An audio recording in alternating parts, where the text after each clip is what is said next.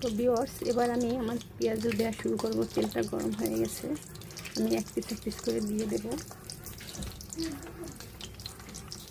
আমি এক পিস করে পেঁয়াজটা দিয়ে দেব। আমার সাথেই থাকুন।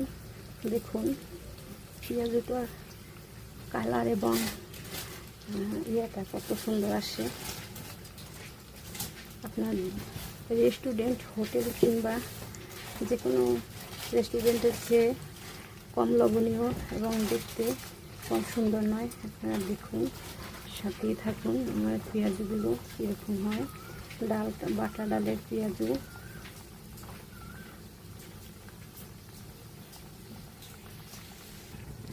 ভিউয়ার্স, আমার পেঁয়াজুটা হয়ে আসতেছে, ভাজা কাছাকাছি চলে গেছে।